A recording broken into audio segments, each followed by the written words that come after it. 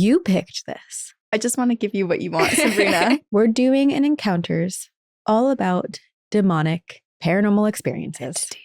We've covered demonic stories before, but for some reason this episode feels scarier to me, and I'm like gripping my microphone with both hands.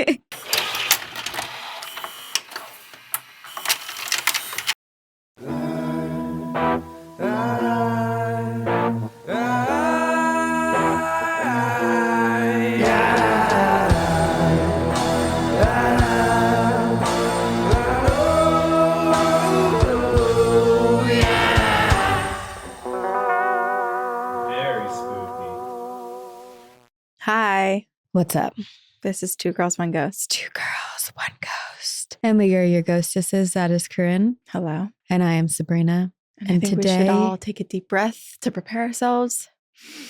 We're talking about something dark, something scary, something that by listening to this episode might impact your lives. We're doing an encounters all about demonic paranormal experiences. Entities. Yes. And you picked this. Because I knew you wanted it. Thank you. I just want to give you what you want, Sabrina. Thanks so I much. live for you. Well, I'm very excited for this. This is from our listener, Abigail, and it is called Ghost Encounter. Now I Believe. Oh. Ouija advice. This is kind of intense if you have a demonic encounter that is the thing that makes you believe in the paranormal and that you didn't believe before. And now they're asking for advice, which, by the way, We have you none. can ask us for advice. Actually, that would be a really fun segment. Hey, I'm haunted. Please help. And we give our unsolicited, Just terrible horrible advice. Because the truth is, we are not experts. We have no knowledge of how, and I don't think many people do have knowledge of how to get rid of paranormal things. Yeah. I feel like it's a tough subject because it's so dependent on, like, one thing could work for someone and it doesn't work for another. But I would be down to get like a Ghostbusters like car, hop in a vehicle and drive to your homes and just check out the vibes. Once And then, your decor to... We say to the ghosts, hey, stop. They don't like that. And then we leave. we leave. But also... Boundaries. We sing a little like the kid song Like about a kid boundaries. song. You're good. You've been blessed. You're welcome. I like the idea you came up with. I think it was during the San Pedro poltergeist episodes where you're like, I think all they need is gentle parenting. I think they do. Yeah. So we'll gentle parent and set boundaries. Yeah.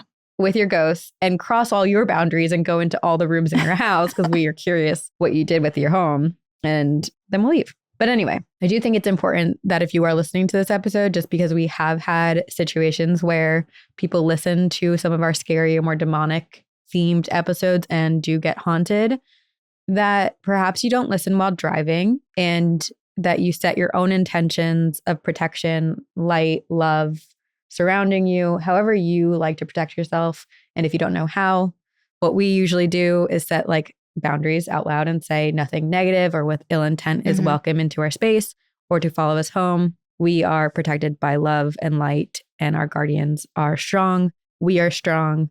Nothing dark is And allowed if here. stuff does start to happen, I always fall back on the ribbon wrapping technique. Yeah, it's a good one. You can lay down, you can sit on a chair, just close your eyes, envision some sort of ribbon or thread starting from above your head and then wrapping itself completely around you until it ties off below your feet. Yes. A protective ribbon, light, Mummify string, yourself with protective something. light. Yeah. Now that is done, We begin. hi, ladies. My name is Abigail, and I recently discovered your podcast. This is 2019, but I'm loving every minute of your spooky talks and background cat meows. I have quite the story to share with you guys about my first series of true ghostly encounters that made me hands down believe in the paranormal. Hands down is a pun, unintended, but it will make sense later. Okay. This story is extremely detailed, but I have to set the spooky scene. I'll start with a little background on me. I've always been spiritual and aware of the other side. My mom was a realtor for most of my life growing up, and there were times that I would go with her to sell a house, but I'd get too creeped out and have to leave. Goosebumps, light flickering, feeling unwelcomed or watched, that sort of deal. It wasn't anything too new, but it was also something we didn't mess with or ever try to provoke. My mom and I have always been really close, including in our personalities. Just like her, I'm pretty outgoing, easygoing, but my quick wit and sarcastic humor always gets me into trouble. As you'll see, it is how I deal with stress and other inconveniences in life, especially when I'm scared. I met my best friend in freshman year of high school, who we will call Veronica. She was kind of odd compared to other girls in the school, a bit standoffish, not extremely friendly, wore a lot of dark attire. She's Wednesday Addams, but was super intelligent and passionate about books, anime, comics, and the like. I'll be honest, I did not see myself becoming her friend at first, but we quickly bonded over books and our combined passionate hate for the classes we were in. Eventually, she invited me and another friend of mine, who we'll call Georgia, to go see the new Wolverine movie, so this must have been like 2012 or 2013. Veronica told us it would also be a sleepover. Being the social butterfly that I am and knowing there would be at least another girl there to buffer the strangeness of Veronica, I agreed. The day came and I arrived shortly after Georgia. Veronica's house was distinctly cold and a bit unsettling. I felt like I was being evaluated and sized up by the house. Such a weird feeling. Corners caught my eye and I could feel the energy buzzing. At the time, I didn't think much of it, as it could have just been excitement for the movie. And I never really travel without a jacket because I'm constantly cold. So I met Veronica's family, nice enough, and I went to set my bags down. Only then I noticed Georgia didn't have an overnight bag packed. Apparently, she decided she couldn't sleep over, which was just fucking great. It's just funny because I'm like, is this before they became really good friends? Yeah. I felt slightly trapped at that point. My bag was already there. And if I left, then I know it would look really weird. And it would look like I didn't really want to be there, even though I didn't really want to be there. But I didn't want to be rude. So I decided, what's the harm in just one night with this strange girl? Little did I know the house took that as a challenge. Remember, she did become my best friend, and I did tell her about all of this in later years of our friendship. Yeah, I'm like, strange girls are the best girls. The best, yeah. So we went to the movie and came back. Georgia left not long after, and soon it was just Veronica and I. It was getting dark at this point, so we decided to order pizza and get in our PJs. I went upstairs to her room to change. I left the door slightly ajar as it was only us girls in the house, and what I have going on was no mystery. As I was pulling on the last of my clothes, I heard a voice say my name. I looked to the door and I saw someone in flannel pants, and they turned to walk down the hallway. It was really quick, so I assumed it was Veronica on the phone with the pizza guy. I opened the door prepared to ask her to repeat herself, but nobody was there. Maybe she was a fast walker, but I went back downstairs and there she was, intently sitting at the kitchen table, staring at her computer, not wearing flannel pants. So I asked her if her sister might have come down or something, and she said, I shit you not, as casually as telling me at the time, no, but if you saw something, it's probably because the house is haunted. I blinked a couple of times, laughed nervously, and changed the subject. Why the fuck did I agree to be here again? I feel like this is probably a lot of people's stories about me, which Literally, is exactly why we have a framed article that came out many years after this girl, Lauren, slept over at my house. And then she wrote about her haunted sleepover at my house for the newspaper. Amazing. When I say this girl, Lauren, she was one of my best friends in elementary school. She wanted to be there initially. Right. Pizza was ordered and we decided to pick a movie to watch. I wanted a rom-com, of course, but she insisted on Paranormal Activity. Apparently, she was fascinated with ghosts and the paranormal because of her house. Yes, in case you were wondering, I was trying to figure out how the hell to get out of this house without being rude, but I couldn't think of anything.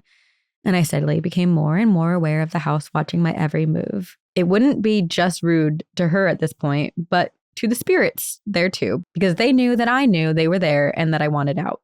It was a really eerie feeling, but I did not want to provoke anything or prompt it to follow me home or attach itself to me. So I pushed down my fear and I dealt with it. I've been in creepier houses due to my mom, so I decided to humor her in the house by staying, but I really should have just fucking left. We watched the movie and talked about paranormal stuff and the plot and the spookiness, and she told me that they were doing it wrong and the haunting was getting worse because they were doing things wrong. We talked all about that, nothing else. Not boys, not nail polish, not school, not even about how hot Hugh Jackman was in the Wolverine movie. Just fucking ghost. She was unlike any girl I had ever met in all of my 14 years of life at this point. Finally, I love her. Yeah, I love her. Finally, the Paranormal Activity movie ended and we were going to bed. Her bed was pushed against the wall, the far wall, and only a faint ambient light from her computer glowed in the room. And the only sound was the ticking of a clock on her wall. She informed me that she had to sleep against the wall because she experienced too many terrifying encounters sleeping in the middle or on the outside of the bed. This is exactly how I had my room set up too. And so that meant I was expected to sleep in the middle or on the outside of the bed. Yeah, between the door and the bed. You are the protector now. I honestly just wanted to sleep and get this night over with. If I didn't acknowledge the eyes I felt on me or the chills on my spine or the fact that every instinct in my body was telling me to run, it wasn't happening, right? So I got under the covers and attempted to get comfortable. Veronica only slept on her back, so laying on my side kind of seemed weird, but I was in it to pass the hell out and call my mom to come pick me up as soon as daylight broke. Turning to my left side, my back was to the ambient light of her laptop, and I faced the wall with her body between me and the wall. Then I saw it. A shadow of a hand on the wall. All 5 fingers spread open, just floating there. I told her to stop trying to scare me and put her hand down. And she was like, my hands are under the covers at my side. And she wiggled them to prove it to me. I froze. I looked back at the hand and it slowly waved to me. She is Wednesday Addams. I love that our wallpaper has hands all over it now too. I blinked and the hand disappeared. So I said, to clarify, that wasn't you who was just waving me at the wall, was it? She whispered, no. To which my fear and relentlessly ill-timed mouth replied, I read somewhere that it's actually really good for your cardiovascular health to sleep on your left side, but I don't think a doctor would recommend that tonight. I love this duo. I know. She laughed. I internally screamed. I turned over and I didn't open my eyes for the rest of the night. I left as soon as I could in the morning. We were pretty much best friends after that.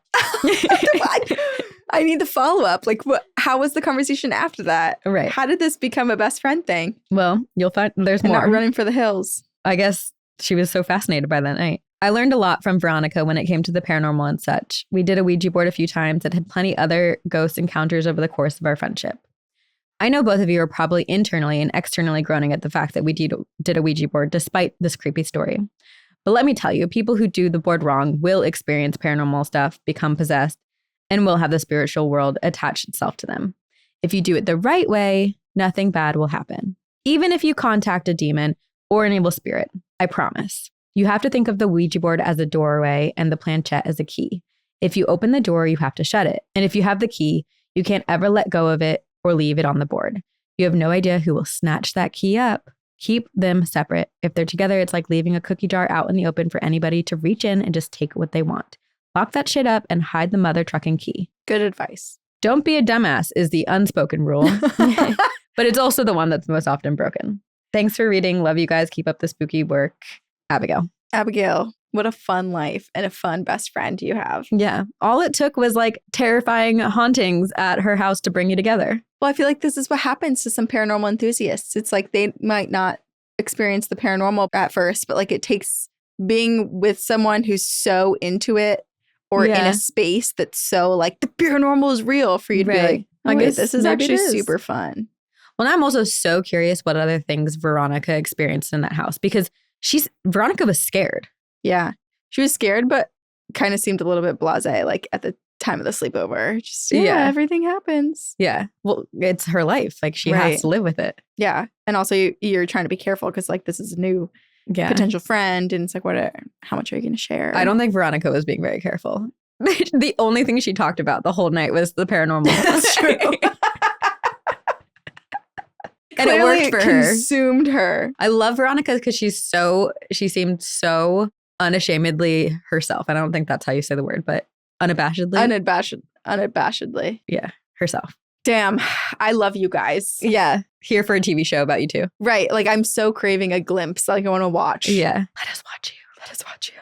I have an email. It's called Let's Play Another Round of Creature or Cryptid. I want to watch this too. Right? Hi, spookiest of ladies, Leia, and the new creepy kid. Ew. My name is Jackie, and yes, you can use it. As I start to type this email, I am entering July of 2024's episodes, and by the time I finish writing this email, I have caught up, and I am spamming campfire stories to deal with my withdrawal. Oh, I started the podcast sometime in April, so I basically went through 7 years in about 6 months. Is that possible? I feel like Jackie would be like dreaming of us. What speed do you listen on? Yeah. I hope it's not 1. I can't listen to us on 1. I can't listen to it. Yeah. 1.8 minimum. Needless to say, you've been in my ear for most of 2024, and I love the podcast a lot. This is going to be long and hit a lot of topics, so buckle up. Okay. I sent you a very short email a few months ago because I found out about the dad from Wizard of Waverly Place owns a Bigfoot cafe, and I got way too excited. Wait, did we know this? I don't think we've read it. We did not know this. Maybe I read the email myself And when it came into the inbox. Yeah. Wait, that's so cool. However, my original goal was to finish the pod before I sent in anything. Mostly because I didn't think that I really had any paranormal stories, except for the short one that I sent in my last email about my earring falling out and me finding it in my bed with the backing on it. I swear we read this. Maybe we did read it. Yes. I don't remember the Waverly Place thing, though. Wizards of Waverly Place. Yeah, the Bigfoot Cafe. I don't remember that. Anywho, with the Bigfoot Cafe and the podcast ghost coming to visit me, I said, fuck it. I'm going to send in my story so I can inform them. Imagine my shock when in just a few episodes later, Corinne starts telling the story about her earring falling out while you were on tour and her finding it with the backing on also. I swear we read, I don't know. bet we did. Okay, whatever. Yeah. The other reason I wanted to wait was because I had originally planned on telling my mom's stories because, as mentioned, I didn't think that I had any. She was super spiritually inclined as a person, and at one point, she closed herself off. She would read tarot and oracle cards with such accuracy, it started to freak her out, and so she left it all behind well before I was born. She said after predicting the future a few times, she got scared of her gift. That would be scary, especially if it's predicting the future of things that are sad. Yeah, and you have no control over it, or it's like only half the picture and you can't try to interject and save whatever's about to happen. Yeah. These stories include her getting woken up by a spirit in a car and saving her own life, seeing her stepmom's ghost. I was there, but I was a year old, and more. My goal was to ask her about them to refresh my memory, as it's been such a long time since she told me and I'm hazy on the details. However, I no longer have the best relationship with her, so I don't really like to call her unless I absolutely have to. Fair. I usually see them for the holidays, so I promise I will get you some of her stories when we see each other at Christmas. Canadian Thanksgiving just passed, and I didn't see them as they're in Arizona for a few months, but I only mention this because I'm envious of their retired lifestyle as it starts to get cold where I am. Anyway, as you can see, brevity is not my strong suit. So I was waiting for her stories as I didn't think I had a lot to contribute. But then I was listening to an episode, I can't remember which one, but it brought back a memory of something that I truly think I blocked out due to the fear of it. I'm going to preface this by saying that the memory of this night is pretty hazy, and I'm also dramatic as fuck. So I'm going to embellish and fill in some of the gaps. However, I am going to tell the actual encounter part of the story exactly as I remember it, because this is another round of, was it a creature or a cryptid? I need your advice, ladies, because I'm really not sure what I saw. Okay. So background. We're going back to 2014 or 2015. I lived in a city on the outskirts of Vancouver, British Columbia. It's what us locals like to call Lower Mainland. And the city I lived in was called Surrey. And the motto is the city of parks. Small aside to say, don't Google Surrey, British Columbia, because parks are not what it's known for. It's known for its sketchier parts. But where I lived honestly felt a little safe and a little boring. Full of old people and new families, and it was cut off a bit from the larger areas, and it gave kind of a sleepier feel. Anyways, I had been dating my then boyfriend for just over a year at this point. We'll call him Kay. And Kay's best friend Jay had broken up with his long-term partner about a year before and was starting to get back out into the dating scene. As their group of friends didn't have a ton of women in it, Jay and Kay were getting on me about setting up Jay with one of my friends. I was reluctant to do so, honestly, mostly because my friends were not the most reliable partners at the time.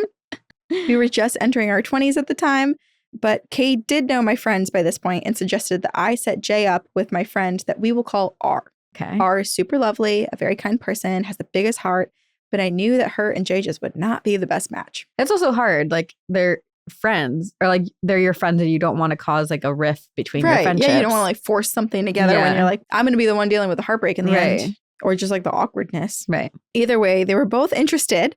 So we started going on double dates. My story is about one of these dates. So we went on a few group dates, which now that I think of it, a lot of them had pretty spooky themes. Love. I'm not sure if we were going out in October or if we just wanted to be scared, but we were doing a lot of night walks in the forests. And one of the forests that we went to was this place called Redwood Park. And off one of the trails, they had this big collection of fairy houses made by local elementary school kids. So cute. That is really cute, but the setting of this date is already terrifying. Very like, this is spooky. the beginning of a horror movie. Little hands made these fairy houses. 4 people walk into the woods late at night. Yeah. I was thinking the creepy part was like children. I'm thinking night in the woods. Yeah. We had done a trip there at night to visit the houses and take a stab at geocaching. And for those who don't know, it's basically a real life treasure hunt in which people hide items for you to find, and you can use this app or a website to locate them. And we ended up pleasantly spooked and with our adrenaline rushing, perfect for the beginning of a budding romance. But our next outing was not so fun. So this is the part of the story that gets really scary. R had a horse. That's so scary. Not a horse girl. Oh my God, R's a horse girl. That reminds me of when I messaged our friend Lee one time. I screenshotted her location and sent it to her. And I was like, are you good? Because I didn't realize she was riding her horse. And I thought she was like dead in the middle of the woods. Yeah, it was a really remote location that she was. R had a horse, so she knew a lot of lesser known trails around her parents' house from going out riding there. That night, she took us to an almost invisible trail that had ended up being incredibly beautiful. We got there when it was still light. And as usual, we pulled out the geocaching app to see if there was anything nearby. And we found the first one just as the light faded behind the mountains, as it was quite close to the trailhead. We decided to keep venturing on the trail to find another one, and that was about 1 kilometer or 2, which is just under a mile or about 1.5 miles up the trail. Here I need to set the scene a bit. You walk down this winding trail where we find the first geocache for about 10 minutes, and then you enter a clearing. And with the option of veering off to some picnic tables, you can also continue and go through the small bit of trees before it opens up again with the forest on the left side and a fence lining a big open field beyond it on the other side. As you enter the open area, you have the option to just turn left and go into the woods. We decided, in our infinite wisdom, that it would be a great idea to just go straight to the woods to detour to a different geocache on our way. And so we go in, both R and I holding onto the boys for dear life, when all of a sudden, J and R slowly get way far ahead of K and myself. And soon they disappear from our eye line. And in the darkness, we cannot see or hear a trace of them. And knowing my friends well, I call R and I tell her, this isn't funny. And if they're trying to scare me, I'm going to be so mad.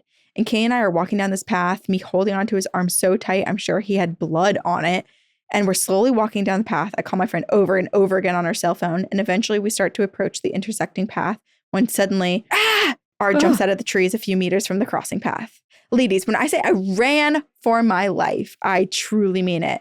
I am not a runner. All athleticism came from dance, but I did not stop until I re-entered the open area about 500 meters down the path from where we had entered the trees. Oh my gosh. A few moments later, Kate comes running up, comforting me as I run back and I scream at J and R, who are laughing, but also profusely apologizing because they did not think that I would get that scared. We head back up to the path and we try to find the geocache, but I was in charge. I was ready to get out of that forest. But we did end up walking the path that followed the fence to continue down to the last geocache that we were looking for. We get to the spot that it's supposed to be, but no luck. So we decide, hey, it's time to go home. From where we were at the time, it was about a 20 to 25 minute walk back to the car. We walk. I'm still a bit butthurt, but we are laughing and we're chatting. We're having a good time. And we quickly got back to the straight path next to the fence. And this, my spooky friends, is where shit got really weird. We're walking down the path and I notice that the field is really foggy. And this is odd because it was not foggy before. But if you know anything about the lower mainland, it's that it gets wet. The weather patterns are the same as Seattle and Upper Washington, so lots of rain and moisture in the fall especially. So I didn't really think much of it as we continued on. It was a bit quieter now as it was late and we were getting tired. Now here's the part where I have absolutely no dramatic effect, no putting pieces together, full on memory. We were looking in the field with all of the mist when all of a sudden we saw this creature. And at first I thought it was a coyote. There was just something so wrong about it. It was bigger than a coyote, but it didn't really have the correct silhouette for a wolf. And the fur was wrong. Also, I'm realizing this is not about demons at all. What's it about? I think I accidentally put the wrong email. Oh. Too late. It's Too still late, great. Yeah. Also, it was on all fours. It didn't really look like it was putting much weight on the 2 front legs or the arms or whatever. This creature was probably only 100 meters ahead of us and on our left. And honestly, I don't even remember getting closer to it. My last memory is being in line with it, with only the fence, which was the typical farm fence. And this fence was between us. And the 4 of us were walking up to the fence to get a closer look. And then it looked over at us. Oh. I don't remember what it looked like at that moment. All I remember is us running so fast as we could until the field was so far behind us. And when I looked back, as I was trying to catch my breath, this thing was gone. We walked as fast as we could to our cars, and it was not until we got back that we started to speak about what we saw. Truthfully, Professor Moody from the 3rd Harry Potter comes to mind when I think of this creature, as it wasn't that big. It had sleeker hair, bigger than a coyote or a wolf. And the only other thing I remember about it was fear, that gut feeling that something is not right and that you need to escape. I'm not super well versed in cryptids, so I turn to you and the community for answers. Thank you so much for reading, Jackie. Yeah, sorry. I put the wrong email in the folder. Spoiler alert, we're going to do cryptids sometime soon. Okay, well, this episode's still spooky, and the next 2 stories that I have are demonic. Okay, great. My next one, I promise you, is. Okay. Well, okay, that entity is very creepy. It's just a creepy episode. How about that? I feel like my first thought went to like a not deer, but it doesn't. It feels a little distant from that. I'm curious what other cryptids are in that area that Jackie's from. Could it be like a werewolf? It could be, or an animal with mange. It's weird weird how it's bigger than a wolf. Wolves are pretty huge. Yeah. It's weird how it looked at them. Like, yeah. I'm also picturing like out of like a werewolf scene where it's eating its prey. Yeah. And then it like stands up on its hind legs and turns to look at them and has like guts dripping from its sharp teeth. Well, that's the other thing too. Like the fact that it's not really putting much weight on the front legs does make it seem like a bipedal creature. Right. It was foggy. So what was underneath the fog that it was with? And when we think of windy boys or not deer or flesh pedestrians, like they don't have fur. Right. This is a monsters and demons episode. How about that? Yeah, that's a good one. Well, I have one that this is really why we set the intentions in the beginning, because there's a lot of content warning where there is some trauma and some horrific death in the story. This is from Anonymous, and it is called Pacts with Demons End in Misery. Hi, girls. I'm currently watching your podcast with much interest. I didn't have the courage to talk about this with anyone, but I do want to raise awareness about the unseen, and I want to remain anonymous for obvious reasons you will realize. Since childhood, I was quite lonely. I didn't have friends, I was quite bullied in school, and I started to have dreams of my dead relatives who I didn't ever remember meeting. Most of them were with my maternal grandpa, who died when I was 1.5. But things changed one night when I was around 14. I had a horrible nightmare. I even remember it now, almost 15 years since then, but I remember every detail. I think I was in hell or purgatory. There were multiple chambers in there, and people were punished for their greatest sins. I still remember it in horrible details. Oh my God. With every room I went into, I became more and more scared. I tried to scream for help and run away, and then I met someone who seemed normal, just an ordinary woman with black, long hair and black eyes. Her skin was pale, but I could not speak to her, even if I wanted to scream for help. She looked at me, kind of bored, then looked into the notebook that she had in her left hand, and in her right hand, she gave me a pen. She asked for my name. I told her my name. She searched in her notebook, and her face became pale. Her eyes widened in fear, and she told me I was not supposed to be there. I was supposed to be alive. I woke up, scared, drenched in sweat. In my bedroom, there was a big window that we left open in the summer because of the hot weather. That part of the house was not entirely drenched in darkness because it was quite near a street light. At that time, though, the window was pitch black, and I had a feeling I was being watched. There were loud noises coming from outside, like a person dragging his feet across the stone pavement. It was moving away, then back, coming closer to my window. I was home only with my maternal grandma, who I could hear snoring in another room. I couldn't sleep for the rest of the night. I turned on the TV and I stayed awake until the morning. That was only the beginning. This makes me think it's the Grim Reaper, just seeing. Yeah. Oh, I don't know. Okay. Since that night, I would hear footsteps near my room when no one was there. My door would be pushed several times, the handle pressed. I could also see the door open by itself, but no one would be on the other side. I would sleep with my mom if I could, or I would turn the TV on because I was too scared to sleep in the dark by myself. If my hand was outside the blanket during the night, I could feel a cold hand grab it, hold it, touch it. Sometimes this hand touched my head. It never hurt me, but it was like he wanted me to know he's there. Oh my God. My family never believed in the paranormal, so there was no one I could speak to, and I felt alone and scared. I really can't explain it properly, but somehow, as the time passed, this demon formed a connection with me. I could hear it in my head, whispering things that would happen in the near future, and it seemed to be helping me. I no longer was scared during the day. But somehow things remained scary during the night. It was active, wanting me to know it's there. This is so confusing. Well, that's what it wants. It wants to isolate our listener and then be its only friend It's like an abuser. It 100% is. Yeah. There was a time when my parents had a huge fight because of my maternal grandmother. She was never close to me or my parents, and my dad was just someone she would reach to when in need. She didn't know when my birthday was or even how old I was, even though I was the only child of my parents. At that time, I was scared that my parents would divorce because of her, so I wanted to punish her. The demon whispered that he could help me punish my grandma. I was just a child. I didn't know of contracts or demons, so I accepted the deal without knowing the price. Oh my God. After a couple of weeks, I found out that my cousin, my paternal grandmother's favorite, was diagnosed with a very rare illness that affects 1 in 10,000 people, and it was too late to do anything. She was no longer functioning. My cousin was the first innocent victim of the pact with the demon, this demon that was whispering to me. It was indeed a punishment for my grandmother, but not how I imagined or how I wanted. My heart is racing because I didn't think of that either. I wouldn't have thought of like how the you punishment think is of delivered. the actual affliction to be on your grandma, her body, her life. Do you think that was it?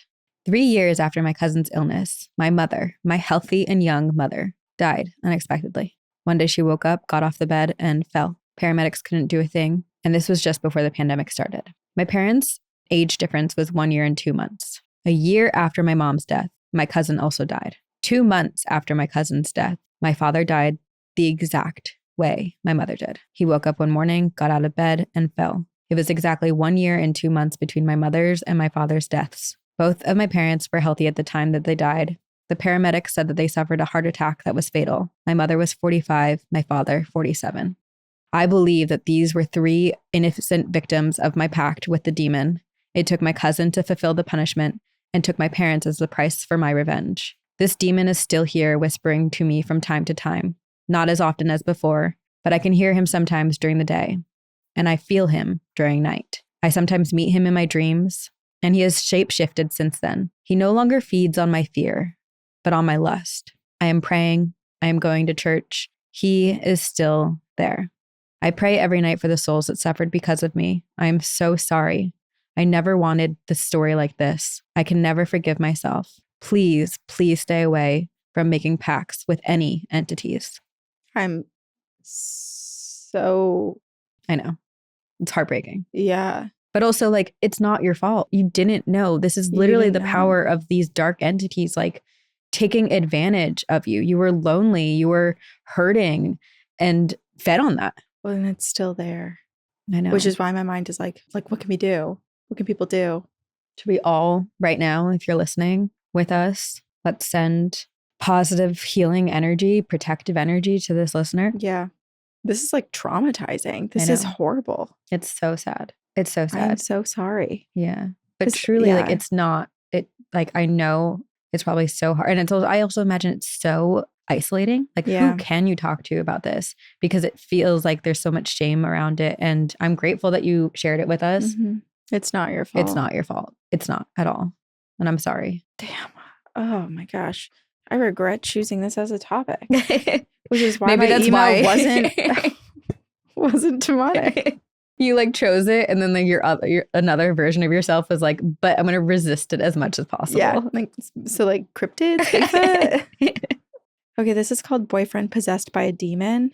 Hi, ladies. I've written you guys before, but I have a story that I think you would like. And also, I was listening to Encounters 114, and you guys were talking about going to New Orleans and how you think Sabrina has a past life there. And oh my God, I can totally relate to that because I loved New Orleans and I hope to visit someday. You know what's sad is we felt that so much going into it. But when I was there, I was like, no, that's wrong. I romanticized it so much in my brain. It's one of those things where, sometimes when you go somewhere, you're like, oh, never mind. Yeah. So about 2 months ago in June, and this was June of 2021, I went to this church camp with my boyfriend and it was a good time. Well, about less than a week after we got back, I had to leave for a trip to visit some family in Kansas for about 3 weeks. So on the second week of me being there, my boyfriend lost his phone and we were messaging and calling through an app called Discord. We know about Discord. So one night we're on the phone and we get into this smallish argument and I'm like, why are you acting so weird? And he's like, I can't tell you. I don't want him to get you. What? And personally, I'm like, oh, what the fuck? I had a feeling I understood what he was talking about and that the he was referring to was a demon. So I told him, you can tell me, I'll be fine. Not bragging, but I do feel that spiritually I'm pretty strong. So anyways, time goes by and all of a sudden my boyfriend goes, "Why do you think God can save you?" Ew. And I was like, wow. And I didn't answer back. Well, he kept saying stuff like that. And I kept saying, "Ryan, are you there, Ryan?" And after a while, the real Ryan would answer and he would just started bawling. Oh my and then it would gosh. change again. Well, at one point, I asked him to turn on his camera so that I could see his face. And then as soon as that happened, he almost pushed back into the chair and he looked dead asleep. Then before I went to bed, keep in mind, this is from like 12 to 3 a.m. that this is happening. He was crying and I told him what had happened. And he was like, "I was asleep that whole time." Ugh. So yeah, that's the story of how my boyfriend was possessed. He's better now. He hasn't experienced anything like that since. Thank you, ladies. Maddie. I'm sorry. That came out of nowhere. It had never happened before. It never happened since. No. A demon was just passing by and was like, "Let me take over Maddie's boyfriend real quick." It's wild because I thought like when he was coming back through and kind of crying and stuff, I thought he was awake and like being actively like fighting and being possessed. I didn't know he was actually completely asleep and probably just maybe whimpering in his own sleep, thinking he was dreaming this. It's like Get Out, where he's in the yes. stuff down to the void. Oh my God. That's terrifying. Why do you think God can save you? It's very Rick-like. Mm-hmm.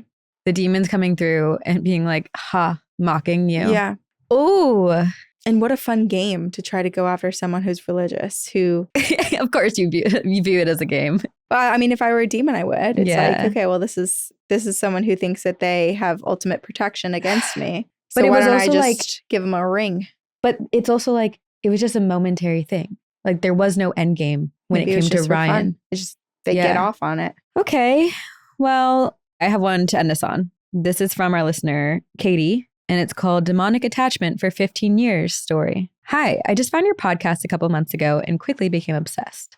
I've had paranormal experiences my entire life that my friends find entertaining, but I've never shared them on the internet.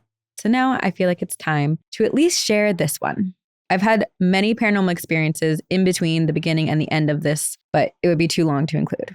Ever since I was young, I've had a strong sensitivity to the paranormal. I've been told by countless numbers of people that I'm spiritually gifted, a medium, whatever you want to call it. I guess spirits just like me because there was one that really didn't want to leave me alone.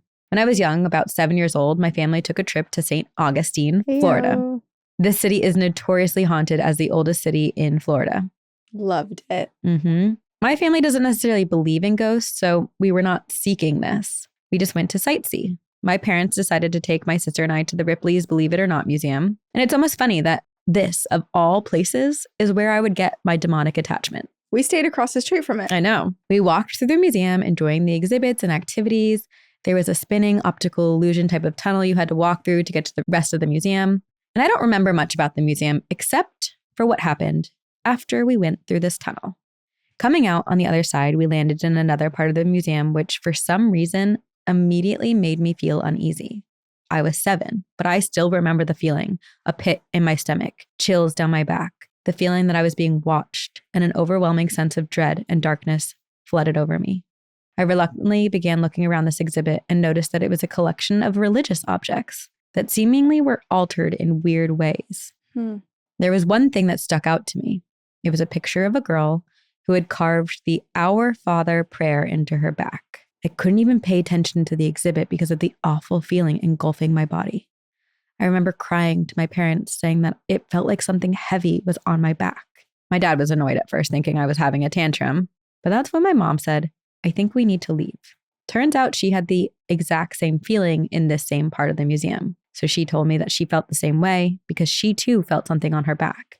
I feel like it's important to point out that my mom is always extremely sensitive to spiritual encounters and has her own experiences. Her and I were the only ones who felt this. Being so young, I had no clue to what was going on. I was crying because I was scared and I felt awful. I didn't understand anything about the paranormal at that age, which is why this story is even more eerie because I'm convinced I would not have been able to imagine or make up this feeling. I was very sheltered. I didn't even know what a demon was. Thinking about it now, I can't imagine how much negative energy that room held. And it makes complete sense why I felt this way. My dad sprung into action once my mom spoke up. I like that he at least believed once. Right. Yeah. He asked an employee what the fastest way out was, and they told us to go backwards through the museum. My dad ran back through that spinning tunnel carrying me. My mom and I still felt like there was something trying to literally possess us even after leaving the museum. So my dad frantically began searching for Catholic churches nearby. We ran into a church and started praying. This almost immediately relieved what my mom and I had been feeling, so we thought we got rid of it. Little did I know I would not get rid of this attachment until I was 21 years old. Holy crap. This is also making me think of just the girl in the photo with the Our Father carved into her back. Like, is this the same thing that led that girl to potentially do that? I don't know. And also, like, why is that at the Ripley's, believe it or not? Yeah, I don't know. It feels much more Zach Bagans' Vegas museum. For the years following this trip to St. Augustine, I experienced countless paranormal encounters. From haunted Airbnbs, scratching on doors, waking up with scratches and bruises, hearing my own name in the dark when I'm alone, seeing literally a demon in my mirror. List goes on. But somehow I never considered that I could have an attachment. I just thought I was extremely susceptible to this stuff and that the spiritual realm found it easy to communicate with me or something. Plus, I also took a huge interest in watching ghost hunting shows, horror movies, and exorcisms. Nothing wrong, but it's creepy to me that I would watch them every single night as my means of relaxing. If I couldn't sleep, I'd put on something about demons and easily fall asleep. I would watch them in the dark alone and binge these videos for hours. I would seek haunted places like I was drawn to them. Every time I booked a hotel or Airbnb, it would end up being haunted. Was it like accidentally booking it? I know. And it ended up being haunted? I also feel like we've covered demonic stories before, but for some reason this episode feels scarier to me and I'm like gripping my microphone with both hands. I know. People started to point out how weird it was that these things didn't scare me at all. I'm also a practicing Catholic, and every time I would go to church, I'd get extremely nauseous and lightheaded, especially after receiving the Eucharist. I constantly attracted evil people and people with negative energy. My mental health was bad, and I had thoughts of doing horrible things to myself. I covered all of the mirrors in my room for almost 2 years because I was so scared of looking into them. And my friend pointed out all of this made her worried that I had an attachment. I blew off the idea, thinking again, I just have an affinity for this stuff. But what she said really sat with me, and I began to realize that it wouldn't hurt to just ask a priest for his opinion. I was volunteering at a summer camp last summer, and something was bothering me at night. It was pitch black in the area where we all slept, but I swear I could feel the presence of something just staring at me from the corner. I never saw it, but it creeped me out enough that I would sometimes go to the chapel or bathroom area just to be in the light. And every time I'd go into the bathroom alone at night, I'd hear my name. I'd say, "What?" just to realize no one else was there. On my way back from the bathroom one particular night, I immediately got chills down my spine and nausea when I walked into the sleeping area. I knew to my core that something evil was there. It was about 2 a.m., but I texted the camp leader and asked her to meet with me. I explained that I might sound crazy, but that there was an evil presence back there. She surprisingly told me that she believed me, and we set off to walk back up and down the sleeping area, dousing the sleeping campers in holy water. That's hilarious. Just as they're sleeping. Yeah. Also, I love in this story that despite the horrors that are happening, the people that she tells believe her. That's true. She asked me if I wanted to talk to the priest the next day, and I agreed. Up to this point, I had never spoken to a priest about my paranormal experiences, as I thought I would not be taken seriously. Even after blessing the bunk beds, I could still not bring myself to sleep in there, and I truly ended up sleeping in the chapel curled up in a pew. So the next day, I talked to the priest, and I tell him everything about what I've experienced, and I expected him not to care that much.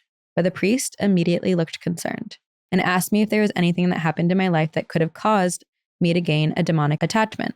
For some reason, I briefly told him about my St. Augustine story, which to me was kind of funny. I didn't think it was possible for me to get an attachment from that because it was so long ago. He told me he wanted to pray over me just in case. We set a time, and I met him in a literal closet to have this prayer said over me. I thought it was just a quick blessing. But as I walked in, I realized the camp leader was there, and the priest looked very, very serious. He explained to me that he was about to pray a deliverance prayer over me to release any spirits that might be holding on to me. Nothing crazy happened during the prayer, but I felt very emotional. And ever since this prayer, nothing paranormal has happened to me. I've also tried to watch the scary stuff I used to, and it scares me too badly. Now, if I watch it, I have to sleep with the lights on. I'm no longer sick when I go into church. My mental health is like night and day. I feel as if everything in my life is bright and happy again. I truly believe that I was holding on to that attachment for almost my entire life. I love the podcast and will definitely be submitting more stories. Love, Katie. I'm so glad we ended on this because this is someone escaping I know. years and years of having this heaviness over them.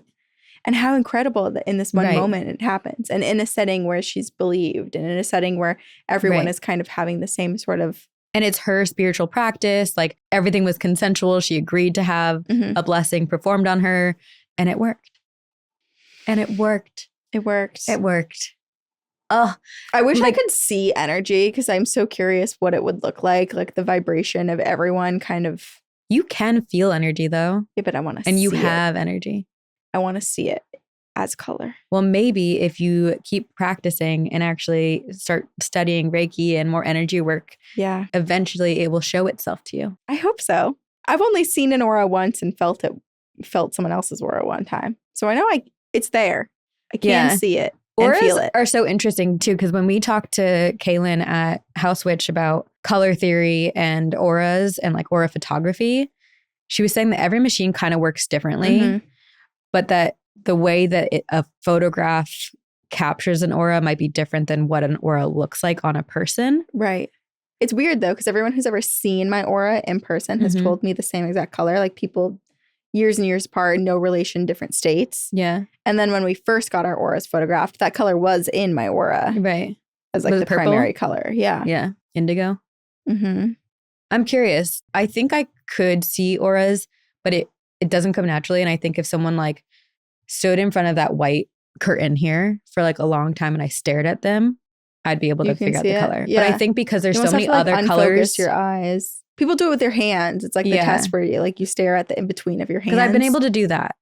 But I think because there's so many other colors, I get distracted. You get distracted. I've never like actively tried to see someone's aura. It only happened to me one time when it was at school. In high school, someone was doing their grad challenge presentation and they were just like super vibing with what they were talking about. And they just started glowing. And I wasn't the only one to see it. Other people next to me, I was like, are you seeing this? And everyone's like, yeah, what? And they were just, is that not evidence that like when you're enthusiastic and like living in a passionate moment, right? You totally are your best self. Yeah. Yeah, no, they were glowing and the people next to me also saw it. Well, that's a beautiful way to end the episode. Show us your auras by being passionate for the paranormal. Expose yourself to us. Flash us your aura. And be passionate with us by sharing your ghost stories, your demonic encounters, whatever it may be. Email them to us at twogirlsoneghostpodcast@gmail.com. If you're like, how do I spell that? Is it numbers? Is it letters? It's also in the text on the YouTube video. It is also in the description and in the show notes. Yeah. Also, we have a website, twogirlsoneghost.com. And there you can find links to all of our social, our YouTube, Discord, our P.O. box. All of that. Which merch. Also, I learned this, and we should change this actually on our website. If you put unit instead of P.O. box, we're allowed to get packages from like Amazon and stuff. Oh. The lady at USPS told me they love us. They're always like, oh, Two Girls One Ghost podcast. I'm so curious. And so when I was mailing out all of the holiday cards, she was like, we all talk about Two Girls One Ghost. We're like, who is this? We want to listen to this podcast. Oh my gosh, I love that. That's how they were in Boston too. Well, it's our name. Like we're obviously the weird ones with the packages coming in. Right. Where people doodle ghosts on the package. And send us haunted objects. Yeah. Which might haunt the post office before it haunts us. Anyway, we love you all. Thank you to Jamie, who edits and produces our podcast. We're so grateful for you. And thank you to all of you for listening. Love you. And we will see you on the other side.